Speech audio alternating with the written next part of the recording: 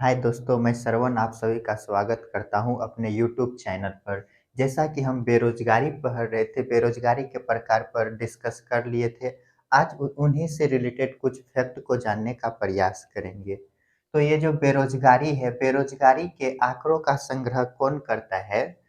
तो NSSO द्वारा किया जाता है। तो लिखते हैं पहले बेरोजगारी के आंकड़ों को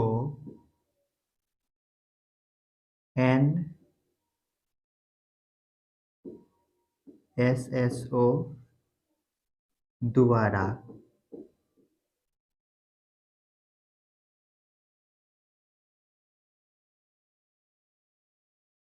एकत्र कर प्रत्येक वर्ष पेश किया जाता है। वो जो हम खुली बेरोजगारी पढ़े थे, वो जो है कि एक बृहद क्षेत्र को दिखाता है। तो लिखते हैं यहाँ पर खुली बेरोजगारी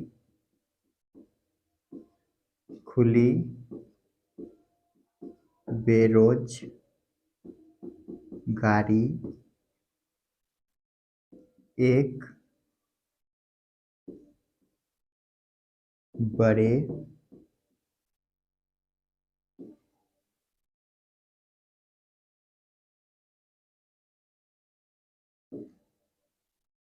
परिप्रेक्ष्य या क्षेत्र को दिखाता है।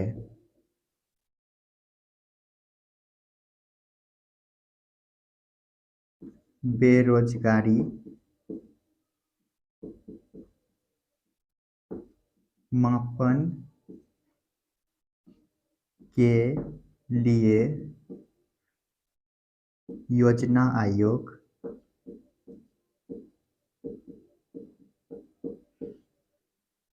द्वारा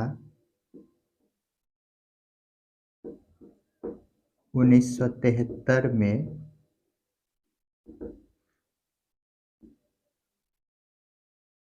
भागवती समिति का स्थापना किया।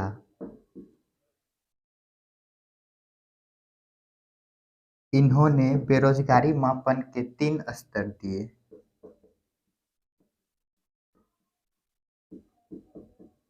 बेरोजगारी मापन के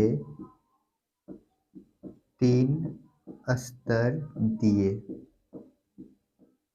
जल्दी से इनको लिखिए। तो देखिए, इसको पहले एक बार समझ लेते हैं। ये जो है बेरोजगारी के आंकड़ों का जो संग्रह जो करता है, NSSO द्वारा किया जाता है और ये प्रत्येक वर्ष पेश करते हैं। खुली बेरोजगारी जो है एक बड़े परिप्रेक्ष्य को दर्शाता है। बेरोजगारी मापन के लिए योजना आयोग द्वारा 1973 में भागवती समिति की स्थापना की जाती है। ये भागवती समिति जो है बेरोजगारी मापन के 3 स्तर दिए। ये खुली बेरोजगारी पर पहले डिस्कस कर लिए हैं। यदि पीछे का वीडियो नहीं देखे तो उनको पहले देख लीजिए, समझ में आ जाएगा। तो इनको जल्दी से लिखिए, उनके बाद 3 स्तर पर बात करते हैं।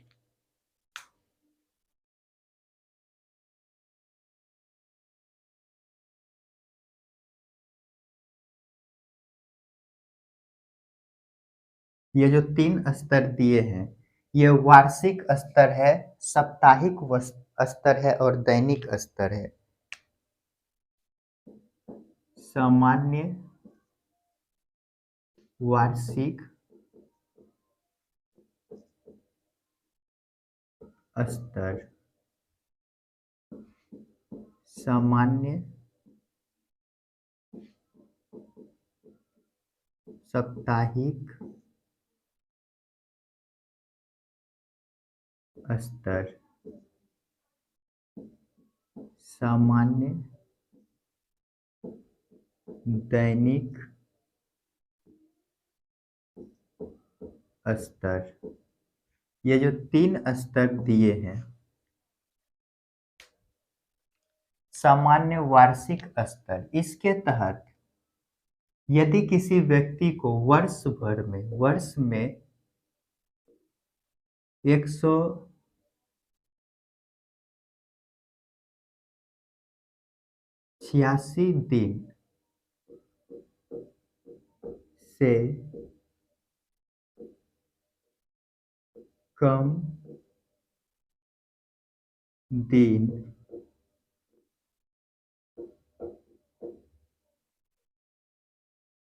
रोजगार मिले तो वह बेरोजगार कहलाएगा। ये जो सामान्य साप्ताहिक स्तर है, इसमें सप्ताह में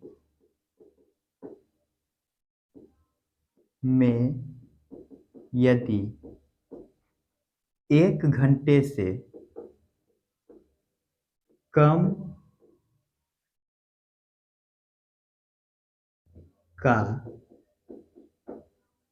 रोजगार मिले तो वह क्या होगा? बेरोजगार होगा।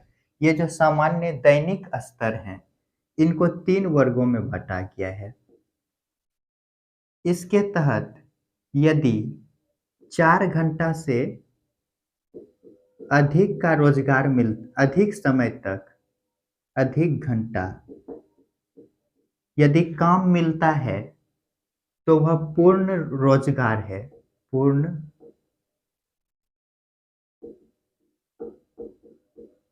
रोजगार है। यदि 1 घंटे से कम का रोजगार मिलता है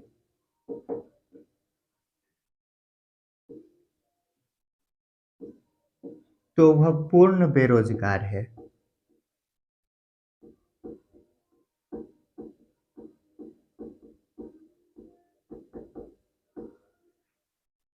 यदि 1 से 3 घंटे काम मिलता है तो वह अल्प बेरोजगार है।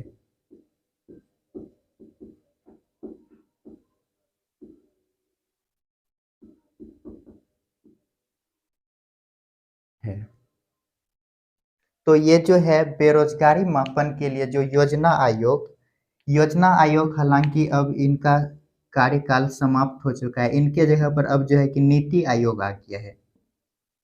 नीति आयोग, इनको पढ़ेंगे, अभी इनके बारे में चर्चा नहीं किए हैं, इसी में पढ़ेंगे, इकोनॉमिक्स में ही। तो बेरोजगारी मापन के लिए योजना आयोग के द्वारा 1973 में भागवती समिति की स्थापना किया गया, जिन्होंने 3 श्रेणी दिए।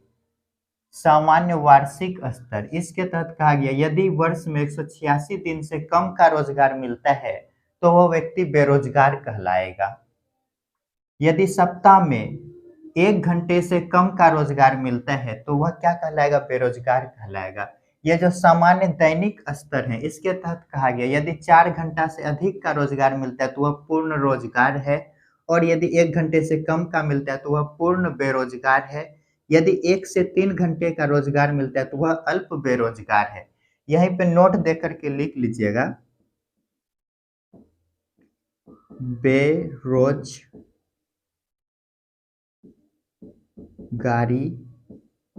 का मापन।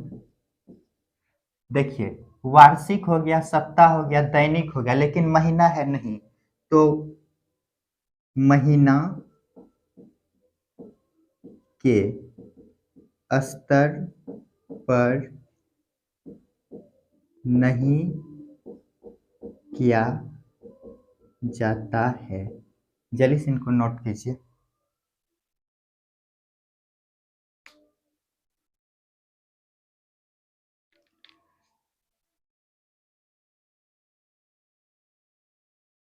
चलिए इनको मिटाते हैं।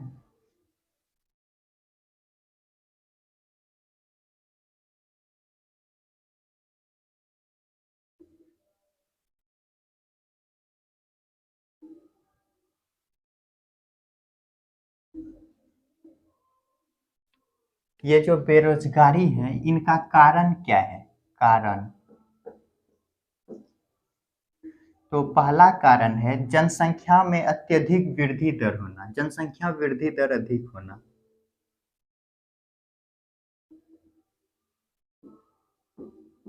जनसंख्या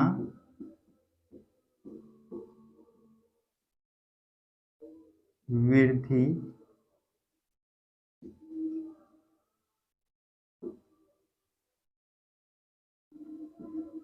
वृद्धि दर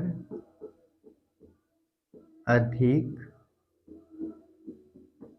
होना।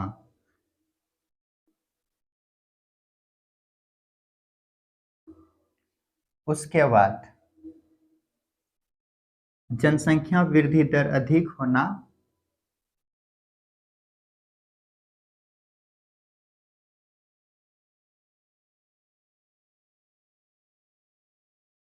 शिक्षा का अभाव होना, शिक्षा का अभाव होना।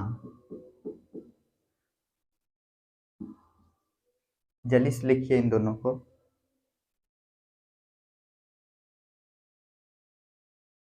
एक है संयुक्त परिवार, संयुक्त परिवार।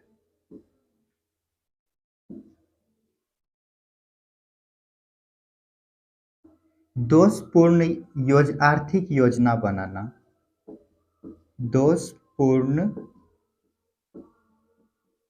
आर्थिक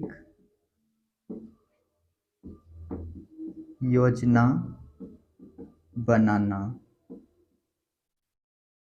इसको हम लिख सकते हैं दोषपूर्ण शिक्षा नीति, दोषपूर्ण शिक्षा नीति। जल्दी से इनको नोट कीजिए।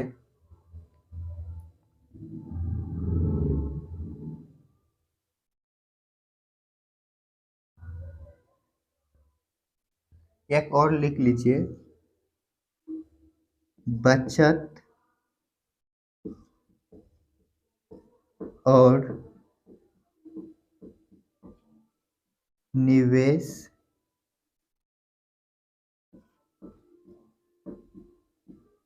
कम करना। तो ये जो पहला पॉइंट है जनसंख्या वृद्धि दर, देख ही रहे हैं भारत में जिस अनुपात में जनसंख्या बढ़ रहा है उस अनुपात में रोजगार में वृद्धि नहीं हो रहा है। काहे कि जनसंख्या वृद्धि दर अधिक है और रोजगार का वृद्धि दर कम है। ये जो दोषपूर्ण शिक्षा नीति है, हम तो डिग्री प्राप्त कर लेते हैं किंतु हमें नौकरी नहीं मिल पाता है दोषपूर्ण शिक्षा नीति के कारण।